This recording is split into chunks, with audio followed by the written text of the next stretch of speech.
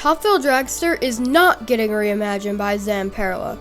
I know that's a completely different opinion than the one I had last year, but it's just too obvious. I mean, why would Cedar Point go with the manufacturer that has only built a roller coaster under 120 feet tall, when Intamin has built the world's tallest roller coaster, and it's the original manufacturer for Top Thrill Dragster?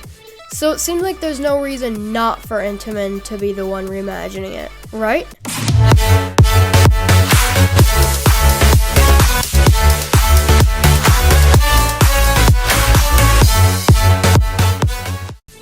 So if you never watched the video I posted about Top Thrill Dragster about a year ago, here's the main reasoning I had in the video. It's a shipping document from Zamperla, but what I didn't mention was that this could have literally been for any shipment that Zamperla did for America. It could have, and probably was, for the Wild Mouse coaster being built at around the same time in the same park. Or it could have even been for some kind of flat ride. But quickly, I would just like to ask you to like, comment, and subscribe for more, and help out the channel. Anyway, in the corner here, it says that the quantity is 124. And if they mean pieces of parts like track or supports, then that almost confirms by itself that these weren't for Top Thrill Dragster. And we would have seen them at Cedar Point by now if they were. But now we have proof that the document was not for Dragster. How can we prove even more that Zamperla isn't the manufacturer that's reimagining Dragster? Well, like I said earlier, Zamperla's tallest coaster was 116 feet tall. And considering that Cedar Point's Wild Mouse has had more breakdowns than it should, and that's not a very tall roller coaster, and Dragster will be so much bigger than that. And we need to remember that part of this reimagining project is to make Top Thrill Dragster a more reliable and complete experience. And if they go with Zamperla, it might just end up being more unreliable than ever.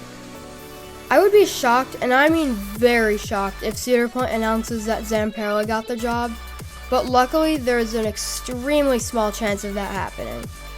So what proves that Intamin is a manufacturer?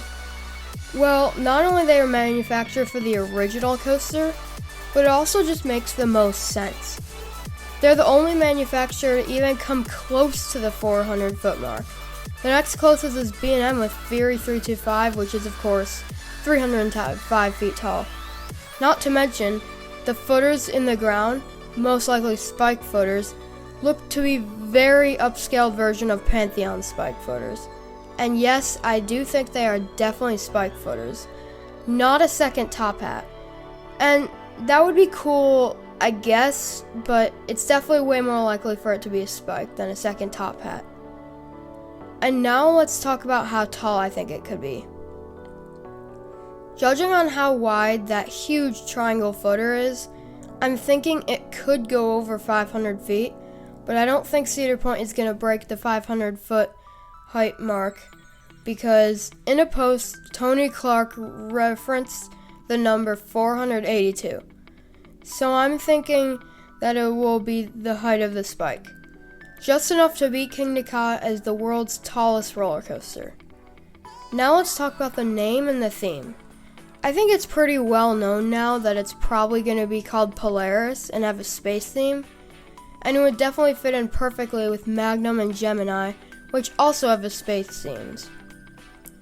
And Cedar Fair still has the trademark for the name.